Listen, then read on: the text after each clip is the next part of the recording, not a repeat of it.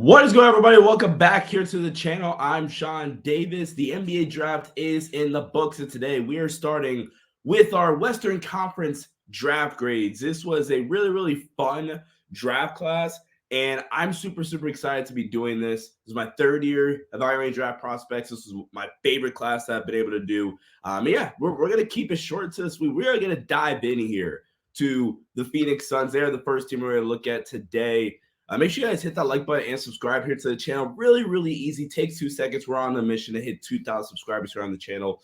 So Phoenix heading into the draft, they have some needs. I think they need everything, right? And maybe that's that's a reason for me to give the Ryan Dunn pick a little bit higher. As you guys can see here, I have where they're picked at 20th pick in the first round for Ryan Dunn, Oso Ighodaro, 40th pick in the second round. Or 40th overall selection, but in the second round, where they were at the position and where I had them on my board. I did have a first round grade on Ryan Dunn. I think that when I look at the Phoenix Suns, I think I just valued a little bit different things there at the board at 28. Like I really would have been a fan of them taking a Tyler Kolek at 28, especially trading down. I was on the NBA front office show talking about this pick live. I was like, heck yeah, man. Like you trade down from 22, you potentially still get Tyler Kolek. And then you take Ryan Dunn, who I think defensively is going to work out nice, right? I think Ryan Dunn is easily probably the best, just pound for pound defensive prospect that I've ever evaluated. And that is including Victor Wembanyama, like how the athletic frame and the instincts that he has defensively, 6'8" with a 7'2", maybe even a 7'3" wingspan. Like he's phenomenal. But the offense is such a glaring problem. Like he's one of the worst offensive players I've seen out of a first round prospect. A first round grade of mine. He's probably the worst offensive talent I've ever evaluated for a guy that got a first round grade. And I think as good as he is defensively, he's such a bad offensive player that I don't know if we're ever going to be able to see the elite defense. And I think for a team like Phoenix that I think needs a little bit more win now pieces, where I think Ryan Dunn is so raw as an offensive player, he's not going to play as much as I think Phoenix probably wants him to. And if he does, he's such a negative offensively that I think teams are just completely going to, disregard him. So, It's interesting, man. I'm curious to see how it all works out. Budenholzer, I think is going to have a ton of fun working with him here in Phoenix, but I do have my concerns with it. Oso Ighodaro is really fun player, one of my favorite guys in this class. They pick him up with the 40th pick in the second round. I think this is fine value, a little bit earlier than I had him. I had him like late 40s on my board, so just a touch early. I thought there were a little bit more better prospects on the board, but this is like a really good fit, I think, in all things to be considered. I think that the combination of Oso's playmaking and just feel and the defensive range and versatility that he provides, I think that's really intriguing for a team like Phoenix. Now, I won't go as far as to say he's one of the best defensive players in this draft class. No, I've seen that a ton, that Oso is an elite defender. I disagree. I don't think he's elite as a switch big. I think he can do it. I think he has some versatility there, but I do have some concerns and question marks with Oso as a defender. And then UDFA guys, so this grade doesn't heavily impact their overall grade, but I do really like them going after Jalen Bridges, if the shot is consistent with Jalen Bridges, that he can really turn out to be a nice 3-and-D piece for this team, and dare I say might have more day one value if like the shot is consistent, and that might be a little bit crazy. I had a second round grade on Jalen Bridges. Truly, shot 41% from 3 last season. Now, granted, the shot wasn't always consistent, right? Like before his senior year, he wasn't shooting the ball well, but last season was able to shoot it on off screens, hit the threes off the dribble. Solid athlete, good IQ, really good defender. Even he's 6'6" with a 6'10" wingspan. I think he has the physical attributes. So I really love that UDFA pickup. So ultimately, I think for Phoenix, I'm gonna wind up giving Phoenix a B grade, a B minus grade, excuse me, for this draft. I love the UDFA signing. I really like them getting Oso, but I do have legitimate concerns and question marks about the Ryan Dunn pick. I've seen people that love it. I'm not going crazy about it personally. It's not a bad pick, but I do think there's better options. I think are actually going to contribute a little bit more day one than I think the Phoenix Suns are anticipating. Next up, we got the Sacramento Kings, and the Kings, did not have a ton going on draft night. They did make a trade Davion Mitchell. They had a pick in the 40s. They traded Davion Mitchell. That trade, admittedly, was a little bit weird in my opinion, but nonetheless, I thought they needed some wing, another wing, especially through your trade Harrison Barnes. I thought they would probably add a backup big, and I think the guard defense in general, especially with them bringing back Malik Monk, and they got that with Devin Carter. Devin Carter, amazing value, I think. And I think Devin Carter is going to be, pretty ready early on in his career to step in and contribute.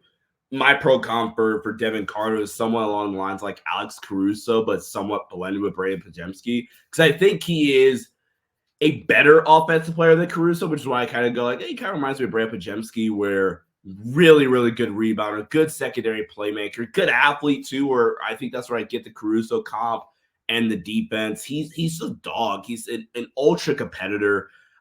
This is the type of guy that I think Sacramento needs to help out the POA defense. And I think this is, in some regards, actually an upgrade over what they had in Davion Mitchell. Because I just think that Devin Carter is a much better offensive player than Davion Mitchell. The shot hasn't always been consistent, but I buy it a whole hell of a lot more than I do with Davion Mitchell. And I just trust Devin Carter's ability as a finisher and as a secondary playmaker. And I think he can play perfectly next to a De'Aaron Fox or next to Malik Monk. This is a great pick. 6'3", 6'8" wingspan. This is a great pickup, I think. Good value. Like I said, the Davion Mitchell trade, it was more of a tax clearing move and try to get them under the tax a little bit, get more flexibility. I still think they kind of gave up a lot in all things to be considered Jalen McDaniels, right? But overall, I like the pickup there in the lottery, back in the lottery. And then they get Isaiah Crawford, who, yes, he has injury concerns, but good gracious, man. Like that's probably my favorite UDFA signing. That is, I think, the best UDFA signing throughout the entire cycle is the Sacramento Kings going after Isaiah Crawford, who, with Isaiah Crawford, he has great positional versatility, shot the three ball well last season, 39% throughout his career, right? 39% three-point shooter throughout his collegiate career, 40% in each of the last two seasons. I think the shot in an off-ball situation, even though the release is kind of slow, I think it'll translate. And 6'6", 7-foot wingspan, I think he can defend multiple positions really, really well. Has good defensive playmaking ability as well because he can rack up steals. He had a really high steal percentage. He had 2.1 steals. Good positional rebounder as well. Yeah, he has the injury concerns. I understand that, right? But you have people that I really, really respect in this draft cycle saying like, no, this is a first round pick. And I maybe don't go that far, right? I mean, as you guys can see, I clearly had him, early second round. I wasn't quite able to get to some of the first round hype that he had.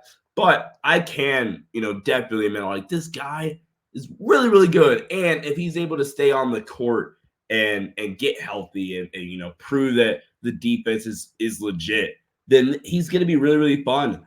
He has some Vince Williams Jr. to him. Good finisher at the rim, good defensive versatility. This is a amazing pickup, and I think it's kind of hard to project. And I guess I kind of did with Jalen Bridges, but if Sacramento gives him an opportunity, I think he can really come in and contribute. And if you get early second round value as a UDFA, combine that with Devin Carter, that's one of the best. It's one of the best drafts in the from this cycle, just with those two players. Isaac Jones, stretch 5, probably in the NBA more realistically, just a 4. I'm not the biggest fan of that selection. I understand it. And I guess they kind of, they do go that route. The solid is the lowest I'm going to give. I'm not going to be overly critical of a UDFA selection, but overall, man, I'm a fan. I'm a fan of this Sacramento Kings draft, and it's hold. I'm going to give it an A. This is one of the better drafts I feel. Again, not raving about the Isaac Jones UDFA pick, but getting a legitimate steal in the UDFA process with Isaiah Crawford, acing the selection with Devin Carter. This is a slam dunk. This is a slam dunk. So I'm gonna go with an A grade for the Sacramento Kings. Next up, we have the Los Angeles Lakers, and we got to get controversial, I guess, now, because I'm gonna start with the Bronny pick. People can't listen. It's hard now to just hear people. So I on the draft stream, I said I was going to give the Lakers a C. I said I was going to give the Lakers a C for the Bronny pick, almost regardless. And it has nothing to do, quite frankly, with Bronny James. I think Bronny, and this actually is what's making me bump it up. Bronny has upside still. I think it's a player, right? Where I think Bronny's a better athlete than he gets credit for. He had like a 40-inch vert at the combine. Really good athlete. He is undersized, but I think the shooting is as much of a concern for me as I think other people had it as. I think, he didn't shoot the ball well at USC, but he's always been a good shooter prior to that season in USC. And I think when you provide context to the situation, I think context for this class changes a lot of people's boards because, for example, the G League Igniters, Mavs Buzelis, Ron Holland, those guys ultimately started a little bit lower for me. Ron Holland's like 9th on my board at the beginning of the process. Mavs Buzelis was closer to 14, maybe even 15 on my board. And then adding the context to the situation is like, okay, yeah, that situation sucked for them. Cool, Ron Holland, let's relook at this and let's reevaluate this from a different lens. And Ron Holland became my number 2 guy. Mavs Buzelis became my number 5 guy towards the end of the process. He had some other stuff too, like the Topage injury, things of that nature. But with Bronny, you have to a certain extent, evaluate the fact that this guy went through a legitimate health scare. He almost died. So how much does that play a factor in this, right? He is a good defender. He has really good basketball IQ.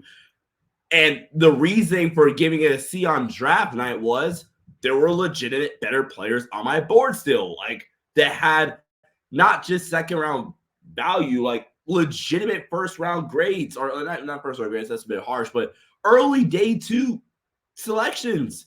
Going back to my Kings graphic, Isaiah Crawford was an early second round pick. He was 37 on my board, if I recall correctly, right? So it had nothing to do with Bronny. Now, for the reasons I just brought up, adding some of that context stuff back, I am going to give the Lakers, a higher grade. And then also, I know the situation, dog.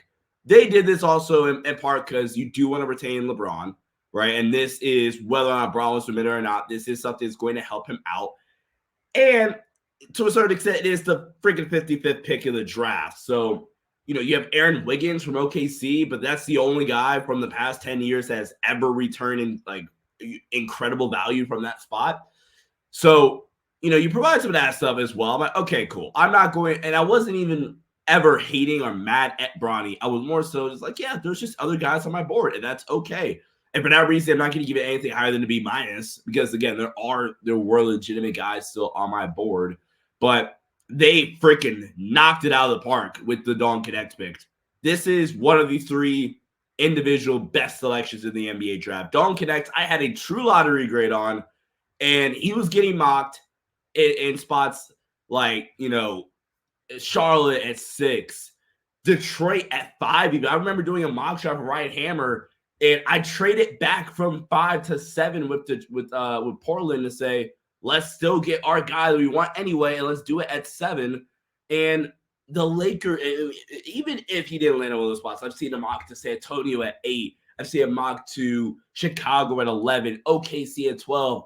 And the more and more that kept going on, kind of the anxiety kind of kicks in, oh crap, is this guy a guy that was mocked in the top 7 for the large majority of the process, especially in the more recent mock drafts, is a guy of this caliber going to actually fall there to the Lakers at 17, and he wound up falling. So this is impeccable value. He's a way better athlete than he gets credit for. I think I buy the 3 level scoring. I think he's a better defender. Or let me backtrack. I think he has better defensive upside that he gets credit for as well, simply because of the fact that one is still, I think, growing into his frame. So he just more recently kind of had a growth spurt. Like he's only been 6'6" for 2 years, maybe 1 year, junior year of college. So yeah, 2 years. I think that, and also when he left Northern Colorado to get to Tennessee, the expectation was from the drop off in terms of offensive usage. And if anything, and that way so we can, reallocate more effort and energy to the defensive end of the floor. And if anything, his offensive role got bigger at Tennessee, and he only got better with that, right? So you take out the James Harden level usage rate at Tennessee, drop that a ton to a rookie role player. I think he has all the athletics. Like he grades out as one of the better athletes in this draft class, believe it or not. He has great vertical pop. He has fluidity with his feet and good feet movement, good off-ball help defender. I just think that some of the technique stuff needs to be better, especially in terms of guarding on the ball. But he can be an average defender. And if he's an average defender, this is a really, really good player that's going to have a long NBA career. So that's one of the 3 best picks of this draft. Armel Terrar, I believe I pronounced that correctly, at forward. I did not get to his tape. I think this was a solid pick in general, though. I did watch some of his tape. I'm not going to give anything higher than solid because I just, quite frankly, didn't really watch him a ton and wasn't familiar with him. But has good size, has some nice versatility. It's just like a stash pick, and I'm not necessarily mad at that either. And by the way, for UDFA signings, I'm primarily looking at guys that sign 2 ways. So there will be teams that aren't going to have anything mentioned for the UDFAs. Because they didn't sign a 2-way, even though they might have given out a summer league spot. Blake Henson from Pittsburgh. This is JJ Redick written all over it. Solid size, really good movement shooter. I don't mind it. I don't mind. Really productive player at Pittsburgh. I like the pick. This is a JJ. This feels like a JJ Redick type of pickup. And I think the Lakers aced it. I think the Lakers at the end of the day aced it. They're going to get an A+ for me. I had this at an A- at one point, but I was like, dog, you get, like I said, legitimately one of the 3 best, draft picks in this class. A true lottery guy that was a consensus top 10 on every Lakers scouts board. And he won a big 11th on mine, but that's only because I still had Topic in my top 10, and that's a special situation, which I'll talk about later. But the Lakers aced this draft. Shout out to the Lakers. Shout out to the Rob and this guy department, is things of that nature. And yeah, this has me optimistic. Curious to see where the Lakers go from here. But next we got the Los Angeles Clippers. And for my needs for the Clippers, health and a rotation player. And I guess Paul George resigning maybe for a 3-year deal, which is what they want. I should have put a new logo on here as well because I'm not the biggest fan of this logo. But they take Cam Christie with the 46th pick overall in the second round. And Cam Christie is the guy that I had as one of my sleepers. I had him at 39 on my board. Really fun player to ultimately get to around in this draft cycle.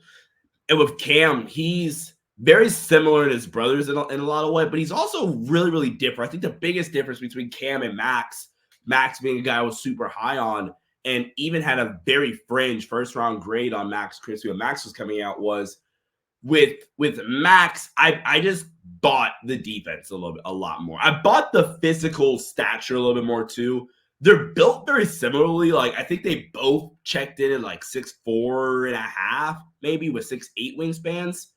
And I think that's exactly how Cam came in this year. But I just bought the way that Max was able to position his body when guarding the ball, how Max would close out away from the ball as well, things of that nature, and how Max would try to go up and finish at the rim. I think Max was able to explode off of 2 feet and go up with a plan at the rim. I think Max is a pretty solid finisher, where I think if you watch Cam Christie tape, you see that he's still a really raw finisher around the basket. Now, the biggest difference for Cam in a positive way is that Cam is just a way better offensive talent, in my opinion, where Cam has a little bit more secondary playmaking ability. Cam is the way better, at least coming out, and I bought Max Christie's shot coming out.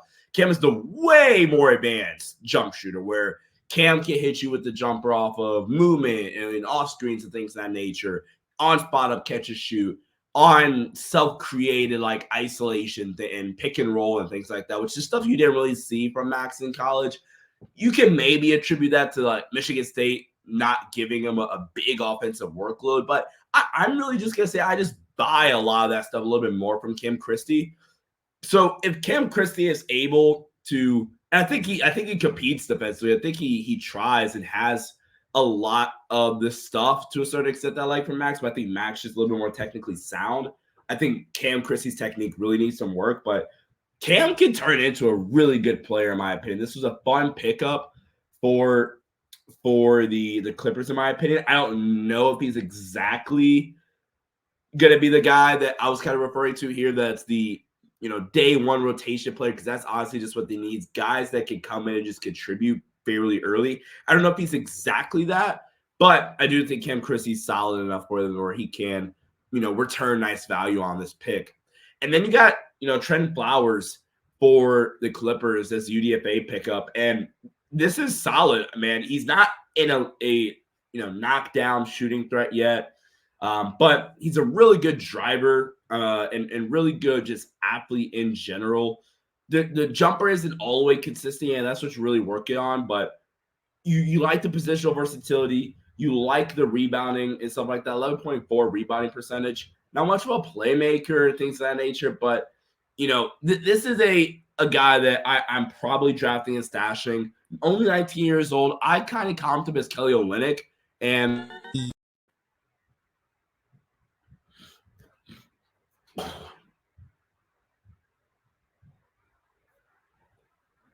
I kind of comped him as Kelly Olynyk, and this is a nice pickup, in my opinion, for the Los Angeles Clippers. And ultimately, I'm going to give the Clippers an A-. Look, I can't give everybody A's, and also the Clippers they didn't do enough on draft night in general, but I thought with what they were able to do, they get Cam Christie, they get Trent Flowers, 2 wings, in my opinion. I like that. I like this a lot for the Clippers. Then we got the Golden State Warriors, who ultimately grabbed Quinn Post from Boston College and Reese Beekman from Virginia and UDFA. I really do have a lot to say about these picks, and I'm actually just going to share my grade with them a lot quicker. They're going to get a B- for me for the Quinn Post and Reese Beekman selections. With Quinn Post, good rebounder, knockdown shooter.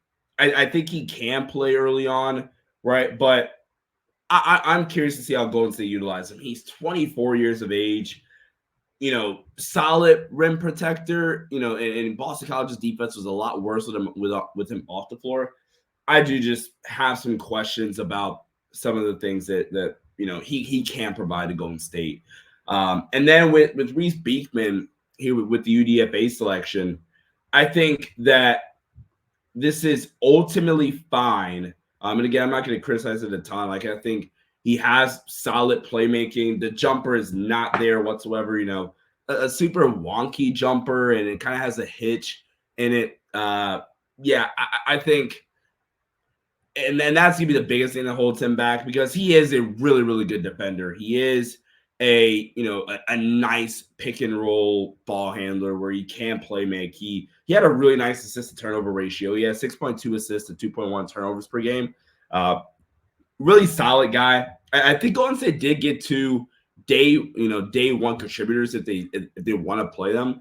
But I am a little questioning how Golden State implements Quinn Post, and I think that I probably would have went with one of the wings that are still there. Like, I would have went at 52 with the guy like Isaiah Crawford, or a guy like a Trent Flowers, if you will, right? So I don't know. This is an interesting pick.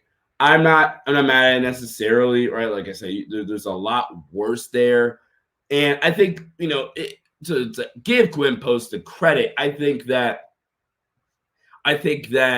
the 3-point shot in the stretch 5 ability, it is a different archetype for Golden State than what they are used to, right? Because currently their bigs are Kevon Looney and Trayce Jackson-Davis, who aren't incredibly, in Kevon Looney's case, really both of them not shooting threats. And I think that's something that can really open up Golden State's offense a little bit more. You combine that with some of the playmaking stuff he's displayed.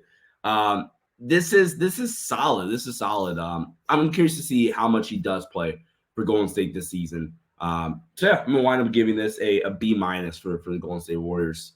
And then next up, we move on to Denver Nuggets. Denver Nuggets, I like the aggressiveness here. They trade up to get their guy and DeRon Holmes. And look, I'm going to give this selection an A. I really, really like this pickup a ton for Denver. I'm not going to lie. I didn't really buy it at first. Some of the smoke that was coming out about Denver being the rumored promise for DeRon Holmes, because I was like, there's no way 27 different teams are going to look at DeRon Holmes to say, yeah, we're just going to let you slide to Denver. But this is a dream landing spot, I think, for all parties involved. And it makes sense why, DeRon Holmes got shut down workouts and things of that nature, because this is the dream landing spot, I think. And I think this solves a big need for the Denver Nuggets, in my opinion, where DeRon Holmes, I view him as a third big, kind of like Naz Reid, who ironically the Denver Nuggets just lost to in the second round of the playoffs was Naz Reid in the Minnesota Timberwolves. So with DeRon Holmes as a third big that can play next to Aaron Gordon, and like in a line with MPJ, Aaron Gordon, and DeRon Holmes as your 3, 4, and 5 in lineups and no Nikola Jokic really, really intrigues me with the versatility that a lineup can provide. Or DeRon Holmes and Jokic together, because DeRon Holmes has, the versatility, I think, to guard on the perimeter a little bit and hedge and do things like that, while also being a capable weak side shot blocker. I buy the passing, which is why I think he'll be a perfect fit. But then I think the biggest thing for him is he's a really good screen setter, and the shot has consistently developed, and it's something I'm really buying. So this is a great pick. I like the aggressiveness to go up and get your guy. I buy that Phoenix was going to take him at 22, which is why Phoenix traded back and got more assets and then ultimately took Ryan Dunn. Or maybe it would have been Milwaukee at 23. But I like the aggressiveness from Denver. You fit a big need, because I think that ultimately this probably spells the end for a guy like Zeke Naji. So, and that kind of sucks. I did like Zeke Naji, but I think that's gonna be the end of that one. Then they go get Trey Alexander. Which I do think I was lower on. I had a late second round grade and a UDFA target on him. The shot isn't, especially from 3, isn't consistent enough. And, on the bright side, though, he is a really talented mid-range jump shooter where he can play from the in-between game really, really nicely. I think he's a solid passer. And he has the wingspan, really nice wingspan, kind of D'Angelo Russell-esque, where D'Lo is 6'3", maybe even 6'4", with like a 6'9" wingspan, I believe. Might be 6'10". Trey Alexander built very similarly, 6'3" with a 6'10" wingspan. I think with Trey Alexander, it's ironic that I bring up D'Lo, because a lot of D'Lo's issues are kind of the same. Maybe not the shooting from D'Lo, but just the lack of burst with the ball in their hands, I think limits his upside as a sub-creator, which means he can't really get to the rim. So you're relying on shooting a bunch of tough jump shots. And even though I said he has a good wingspan, I don't buy the defense from Trey Alexander. But with that being said, UDFA, hell yeah, like this is awesome. I like this a lot. And then PJ Hall, just another option for a backup big, where PJ Hall is legitimately just say, hey, I am a stretch big. I'm going to stretch the floor, and we're going to rock out like that. I like some of the stuff with PJ Hall. I did have him, again, as a second round / UDFA target. And I think with PJ Hall, has a nice feel for the game. Really good, three-point shooter. He shot at a high volume. And there were times where he, would go through dry spells. He is a little undersized. It doesn't move quite well, which is kind of the major difference between him and DeRon Holmes. I think DeRon Holmes is a way better mover, but ultimately this is a nice selection. So I'm going to go with an A- for Denver here. Ultimately, I think Denver crushed the DeRon Holmes pick. 2 solid, UDFA signings, and yeah, I'm going to go with an A- here for the Denver Nuggets. Now we got the Utah Jazz, and I know I said that the Don Connect pick was one of the 3 best picks of the draft. Well, Isaiah Collier, that's also one of the 3 best picks in the draft. And I really don't care if I'm wrong about Isaiah Collier. I'll just be wrong about Isaiah Collier, man, because he is so good. I've never really understood some of the Isaiah Collier stuff. Now, granted, I have heard he hasn't really worked out the best throughout this draft cycle, and maybe that hindered him a little bit. But with Isaiah Collier, he's such an elite rim pressuring guard. And I think with Isaiah Collier, there was kind of a mental switch, I think, that we saw kind of happen with Isaiah Collier when he got back from injury. And he is a blue chip 5-star prospect. I think this is a dating age pick where, it did maybe click for him in college, but he has all the traits. He slides in the draft. I had a true lottery grade on him. You take this pick at 29, and if he sucks, he sucks. But I really think that combination of him and Keontae George, not together probably in the starting 5, but I think them kind of playing off of each other a little bit. They have different skill sets. I think Isaiah Collier, the playmaking, decision-making really turned around down the stretch. Elite paint touch guy. And, yeah, I'm really, really pleased with this. I mean, I'm not pleased. I love this pick for the Utah Jazz. Like I said, one of the best selections in this entire draft class. And then they take Cody Williams at 10, who – I guess technically I feel a little bit better about, actually being a really good NBA player. I think Cody started to get really underrated throughout the draft cycle, where I think Cody Williams, ultimately, the injury stuff really hindered him throughout his college career or last season at Colorado, where if you look at him within the brief period where he wasn't playing with the ankle injury, which really took a lot out of his athleticism and burst, in my opinion, I saw a top 5 dude in this class, like talent-wise. Now, maybe top 5 is a bit steep, but top 8 guy in this draft class, where I bought the jumper, I bought the athleticism, I bought the defense, and I think the jumper, the low volume kind of sucks, but they had a lot of mouths to feed. Shout out to Keith Smith for bringing that point up on the front office show's draft stream. They had a lot of guys to feed there. KJ Simpson, Tristan Da Silva, et cetera there. Guys that got drafted, right, in this year's draft class, and they had a lot of people they had to take care of, and Cody Williams was one of them. So I'm not going to buy a ton into the low volume jump shooting. So Cody Williams is awesome. I'm not going to give this an S because, this is his perfect value. And I want to say reserve the S grades for stuff that I think is home run, stole value at an immense level. But this is really good value for the Utah Jazz. And then they take Kyle Filipowski. And I think this is going to get an A+ from a lot of different people, or like A grade. This is right around where I had him at, honestly. I had him as a late first, early second round grade. I wasn't incredibly high on Kyle Filipowski, the player. Nothing against him, obviously. I was a little bit worried about the strength and some of the defensive principles and technique that he plays with.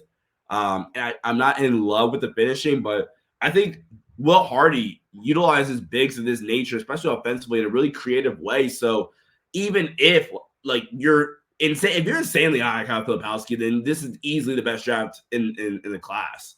But for a guy that is a little bit lower on Filipowski, this is still one of the best drafts, best classes in the draft. They got 3 at the very worst fringe first round talents, and 2 lottery guys in the top 32, and they picked at 10, 29, and 32. This is an incredible draft. They stole value at 29 with Isaiah Collier. Even if he sucks, I'm still always going to defend this pick. I like this. And Cody Williams has that upside to be kind of an all-star caliber player. And I think Cody Williams' median, if you will, is a guy like Jaden McDaniels. So this is a great draft. One, the best, I think, ultimately. Them and the Lakers, and maybe 1 or 2 other teams. Big fan of this draft.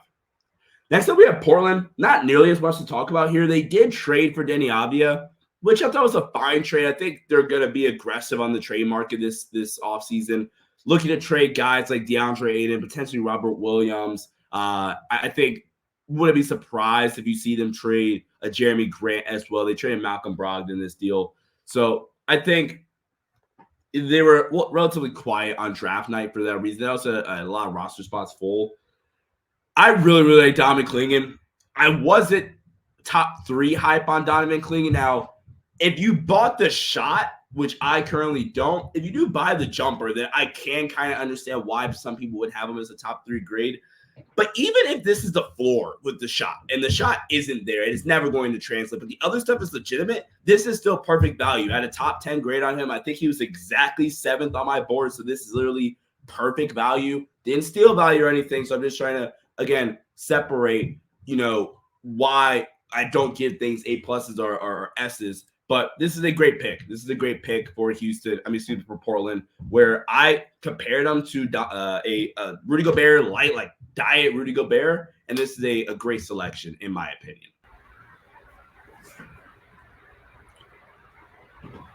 Moving on now to the Minnesota Timberwolves. And the Timberwolves, maybe I'm overthinking this, but I think honestly, I probably would go back and bump their grade up just a little bit here. I gave the Rob Dillingham piece, a B plus. Trading up, essentially, they trade 20. They actually were able to keep 27, but they traded a couple future first, and maybe I don't view Rob as multiple future first guys, but I do really like the pick. And I love the aggressiveness. So again, maybe I probably would just go back and change this like an A- or something along those lines. Because I think if you watch the playoffs, I think Rob Dillingham is going to come in and provide something that the Timberwolves desperately needed in that playoff series against the Mavericks, which is just another guy that can legitimately create their own shot off the bounce. Like Mike Conley's fine, but he doesn't have the shiftiness to be able to attack consistently against really good defenders. I think Rob Dillingham, who my comp was somewhat Malik Monk / Tyrese Maxey-ish, can kind of sit here and develop and play behind Mike Conley and learn from Mike Conley, while also at the same time, I think in the long term, like let's say Mike Conley has one more year left in Minnesota, I think when Rob does eventually step into that role as early as I think the 2025 season, I think Rob Dillingham, the biggest weakness obviously is the defense. I think they'll be able to hide that perfectly fine with Rudy, with Ant, with Jaden McDaniels playing next to him. So this is a really, really good pick, in my opinion, for the Minnesota Timberwolves. And then they go out and kind of get a bigger version of what they need. And as you see here, self-creation and long-term guard is something I labeled for them. And they go get Terrence Shannon Jr., who really good athlete, I think, that the jumper is somewhat consistent, but it's dropping like it's hot. I think he is a capable defender. The shooting consistencies is what's held him back to this point. But again, maybe I'm just overthinking this. Maybe that's why I don't have a higher grade, because this is awesome. We're going to go B plus for now, but in reality, I probably would just bump this up to an A-. Rob's something they really, really need. He fits both needs here, the self-creation year one, but being a long-term guard. I like the aggressiveness in general of bumping up and moving up and getting a guy you need. I'm not going to give it it wouldn't be an A or like an A plus, because there is a trade. I do question ultimately like the 2 future first round pick deal. And it wasn't like perfect value. I had Rob, I want to say 12 on my board. You get him at 8, so it's still fine. I do like it. I probably want it up to an A- still for sure.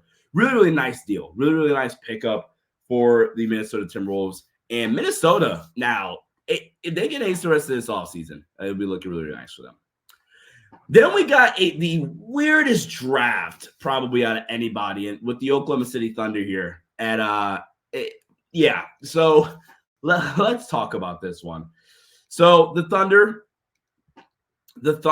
they taken Nikola Topic at 12, which my initial grade for this was like a B- to a C+. But obviously, like, you have to, evaluate them a little bit more. You not evaluate the players, but evaluate the draft as a whole a little bit more. And you have to see what the rest of what the team does. And I'm not going to lie, them taking AJ Mitchell with the 40th pick in the second round, or the 40th pick overall, and specifically AJ Mitchell, I think kind of is the reason, is one of the bigger reasons why I'm not a fan of the Nikola Topic pick. There is a real world, and dare I say, in OKC, and I like Topic. I did. I had him as a top 5 graded player on my board before the injury stuff happened. And maybe I'm being hypocritical here, but I really, really think that if AJ Mitchell, if you told me right now, hey, Sean, in 2 years from now, AJ Mitchell is going to be the more valuable player to OKC than Nikola Topic was, and they took AJ Mitchell at 40 and they took Nikola Topic at 12, I would say, yeah, I can see that happening, because I just think that for one, Nikola Topic, in comparison, I don't think this is his actual pro comp, but this is what you just did with Josh Giddey. So what are we doing here? A bigger guard that is a good playmaker, good finisher, and maybe Topic is slightly better in those regards, right? But and sure, Topic has more upside than what they had with Josh Giddey, but like I just don't see this, man. I don't see. You just went through this process with last season with Giddey, a bigger guard that good finisher, good passer that can't shoot. Like we just did this. You just traded him. Your guard room is stacked. There's no chance he's going through a redshirt year. There's no chance that he, that Nikola Topic plays year one. There's no shot. Like your backcourt is now loaded. It's SGA. It's Casey Wallace, who you drafted in the lottery last year. And I'm not faulting them for doing that. Derek Lively was also right there, but I'm not faulting him for taking Casey Wallace. I love Casey Wallace. But SGA, Casey Wallace, you just traded for Alex Caruso. Isaiah Joe, I think, is a restricted free agent, or they have a team option under, but was a really good player for you. AJ Mitchell. And then you throw in Nikola Topic to the mix. I just really, maybe I should knock that pick. I mean, if we're going back to Minnesota, I said I should probably upgrade that pick. I wish I could knock this pick a little bit more to like a C-. If this pans out, it pans out, but I am just not a fan of this. Then you take Dylan Jones, which I had pretty firmly in like the middle of the second round. He was in the 40s for me. Like ultimately it's a fine pick, I suppose. Right. I mean, I'm sorry. Yeah. Crap. No, this is the first round. Yeah. I'm sorry. I thought he was in the middle of my second round board, but look, like kind of similar to a guy like a Kobe Brown last season, right? Solid playmaker, really like bully ball-ish type of wing. I like the way he's able to create paint touches. He is a good rebounder, which I think, at his size, he is a wing, but he's 6'4.5", but the wingspan is incredible, right? I think that's something that's going to be really, really valuable for them. I mean, if the shot turns around, I think this could be the pick out of all three of these that I'm going to look back on and say, yeah, I was wrong on that one. But yeah, man. And then you take Alex Dukas at UDFA, did get around to his tape. Really good shooting numbers, at least in the box score stats, some of the synergy stats as well. But I really feel like unless they're able to get a guy like Isaiah Hartenstein, which at this point I think the Knicks are going to try come hell or high water to retain Hartenstein. I just can't get behind this draft. This draft for the Thunder. It's a very mediocre draft, and honestly, one of the worst drafts in the Western Conference, in my opinion. Maybe I'm being overly critical of like Dylan Jones selection. Again, like that's the one that I feel could come back and actually bite me in the ass. But if I'm wrong about the Topic pick, who again I like in a vacuum as a player, I had him top 5 and I had him top 10, I think, towards the end of the process, and it is a lottery grade, so it's not like in air quotes the value is bad. I just hate the landing spot, and this makes no sense. The Thunder needed a guy that could actually play. I think there are guys that can play right now at 12, and you take just the project, like just in air quotes, reach out Kel'el Ware at this spot, right? I feel like they're going to regret that selection, honestly. I mean, risk the best for Nikola Topic. And again, I do like him. I do like him as a player. And I want to clarify something really, really fast. When I'm criticizing these picks, it is never me criticizing the actual player. It is me criticizing the team and the team's process. And if I'm wrong about this, I'll just be wrong. But I do not see this draft being a good one for OKC. Very, very critical of it. Now we got the San Antonio Spurs, who had an equally mid draft class. Really quick, if we're going back, like AJ Mitchell, I would have loved for San Antonio. So let's break this one down. They take Stephon Castle, and Stephon Castle in a vacuum to San Antonio was fine, but they never really went with the shooter to like pair him with. Like, I probably would have been a lot higher on the Stephon Castle pickup if they went Stephon Castle and Dog Connect at 8. Now, granted, the Spurs did, acquire 2 future firsts from, Minnesota. long term. And I don't think they will ever like actually use those picks, because I think eventually those are just going to be picks that are going to be thrown into deals. So maybe that's why I'm also not as high on that trade from San Antonio's standpoint. But them not going with a legit shooter to kind of alleviate some of the concerns of Stephon Castle year one is why I'm going to knock that grade a little bit more. I had that as a B+ at the start, with the ability to fluctuate that depending on where they go elsewhere. And look at the rest of this draft, I'm going to drop that to a B-. Now, if we're specifically talking about Stephon Castle here, I do think Stephon Castle has more upside as a primary ball handler that he gets credit for. To making a bet on him, I think from the offensive standpoint, like that, it is going to come around and it is going to translate. Really good athlete, one of the best point of attack defenders in this draft class, where he has incredible technique. He's 6'5" with a 6'9" or so wingspan.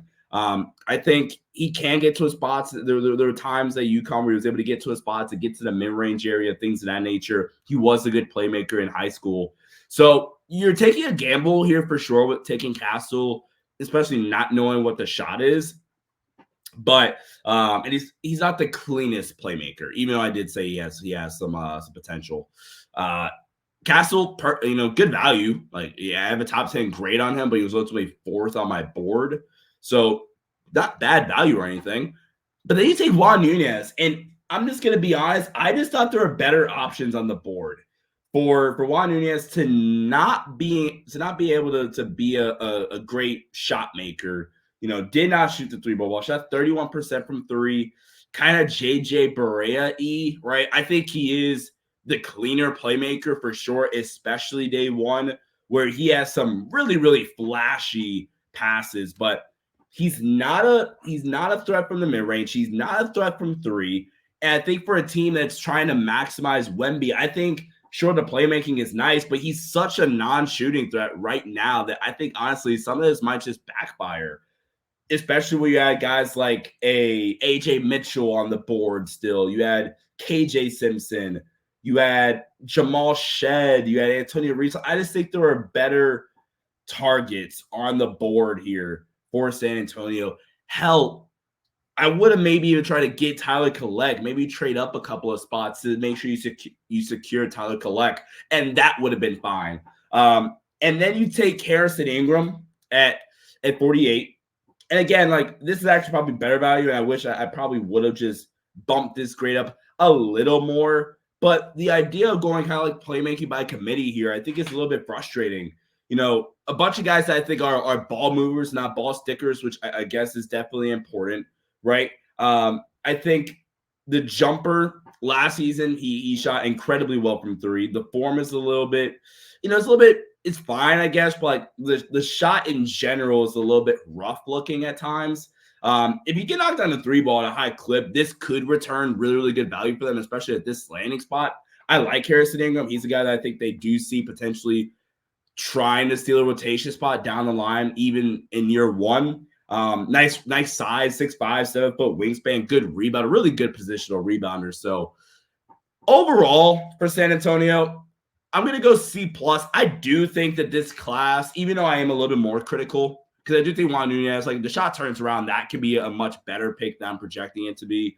I think that I'm just higher on San Antonio's draft. I like their draft a lot more. If I had to project a draft class, like comparing this back to OKC and look at San Antonio's, I think San Antonio's class has a higher probability of panning out for them. So I do have some question marks. I would have wished they had added a legitimate sniper in one of these selections. Like, even if, San Antonio would have taken a guy like a Cam Spencer at this spot instead of Harrison Ingram, I would have liked that. Or if they had traded up to make sure they were able to get like a Cam Christie or a Pell Larson, okay, I like that, right? So I don't know. Still some gaps that I think San Antonio needs to fill. And I don't think, even though Juan Nunez is a good playmaker, I don't know how much he's going to be able to play. So that's why I'm saying I don't think they truly address the playmaking need, but they are taking a gamble on that with Stephon Castle.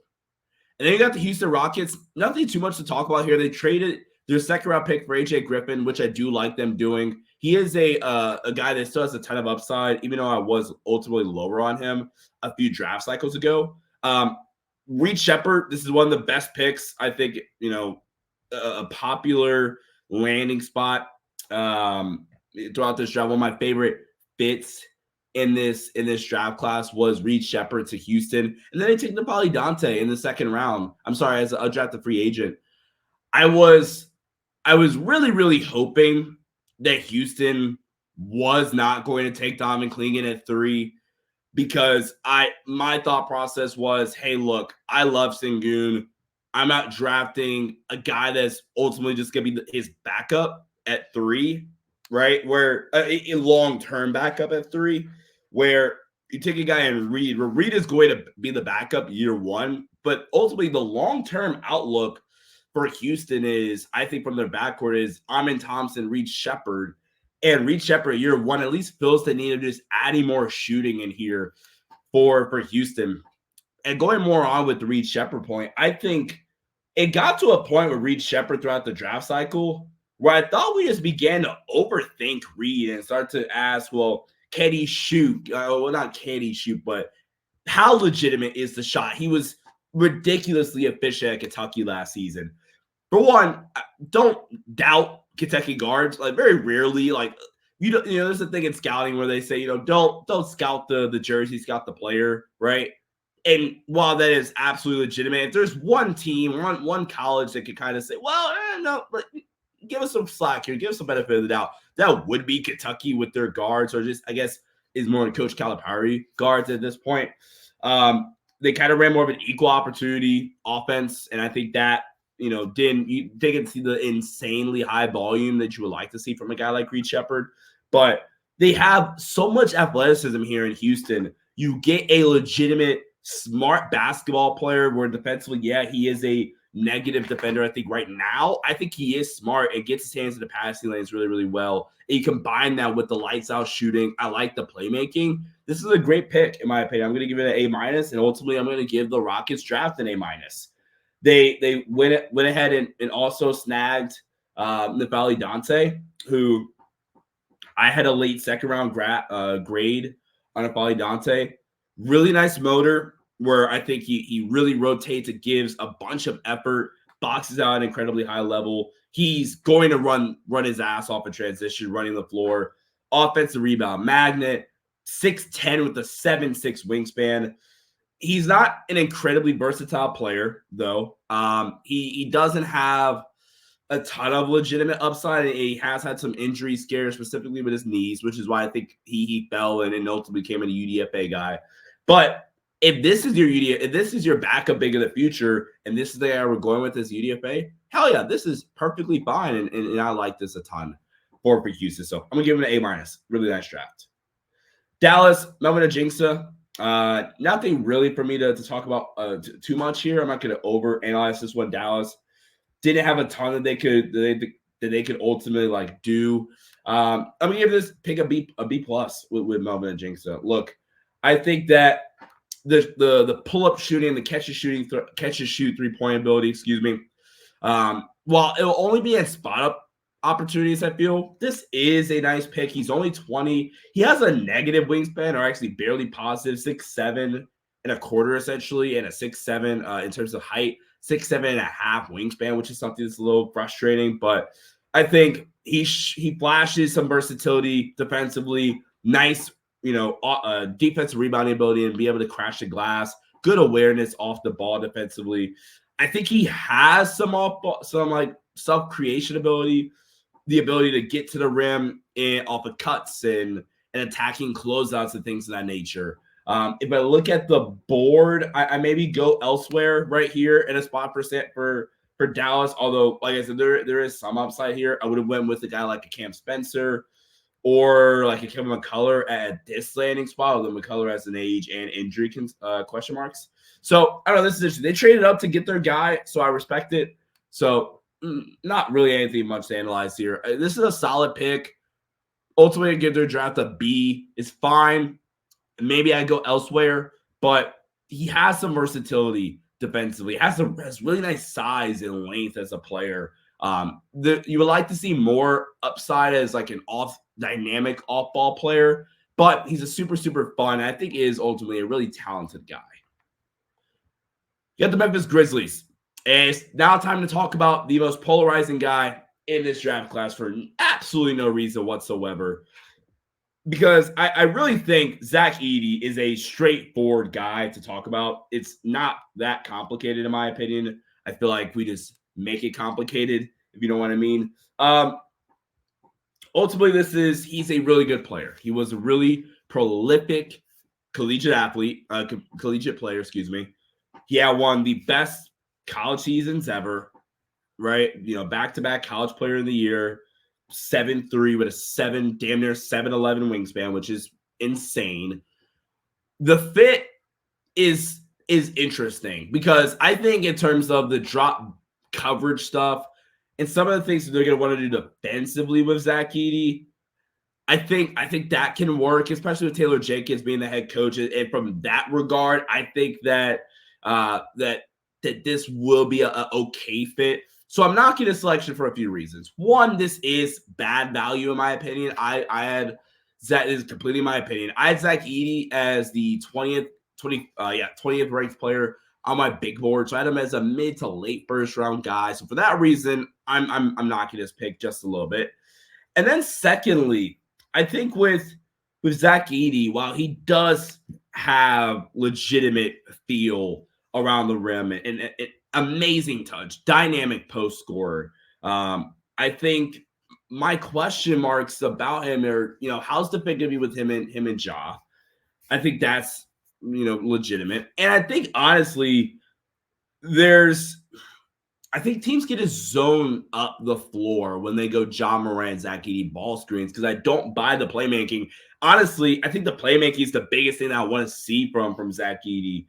And make me feel a little more confident about this pick because I think teams might just crowd the floor a little bit more. Now, again, defensively, the idea of him next to Jaren Jackson Jr., let Jaren Jackson Jr. be more of a roamer is enticing.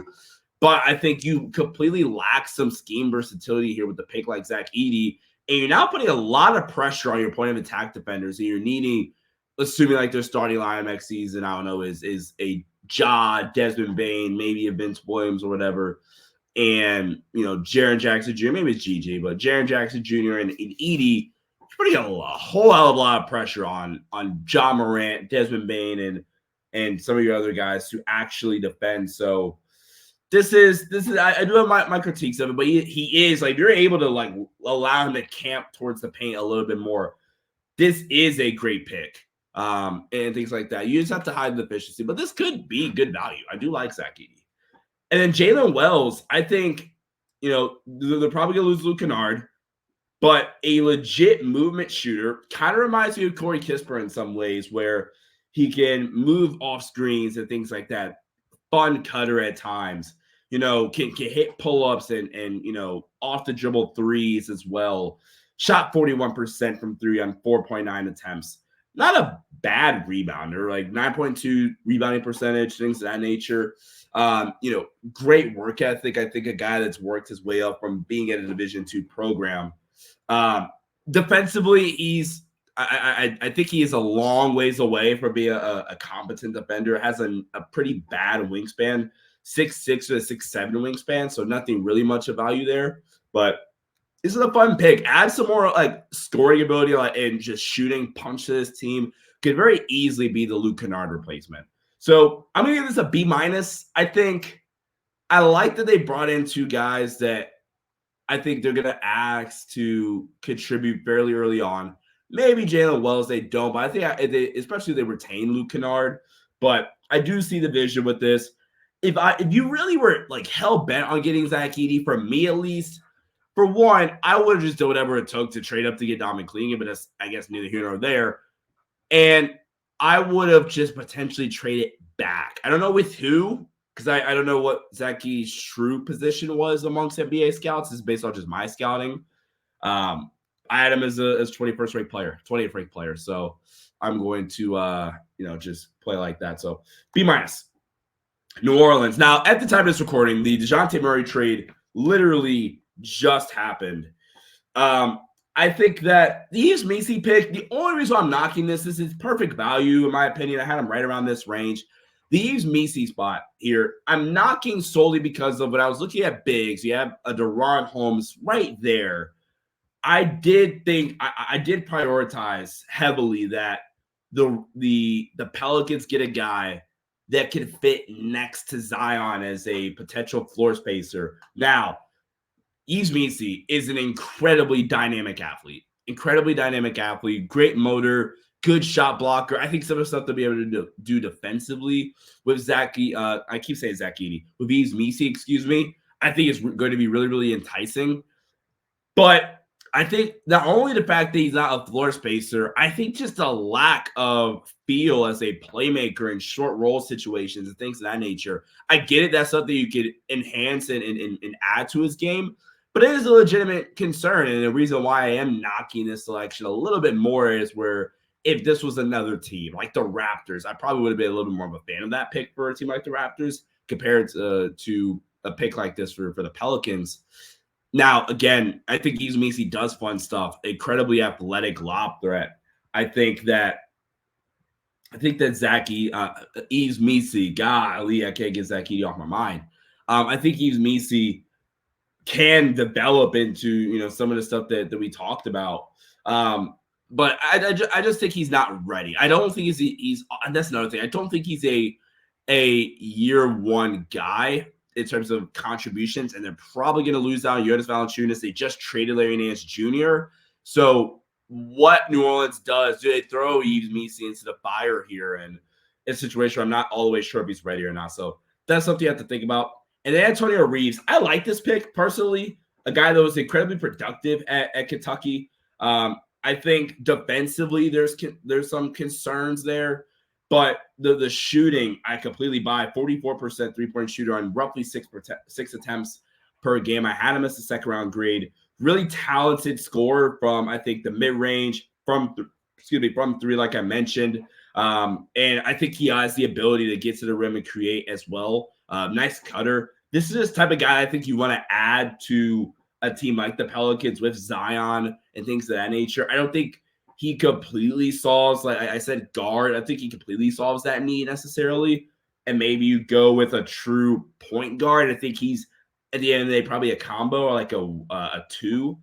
So maybe you're looking at, a Tristan Newton. That's honestly probably where I would have went there. But ultimately, a good selection. I'm not going to complain too much here. Going to give the Pelicans a B. I like this pick.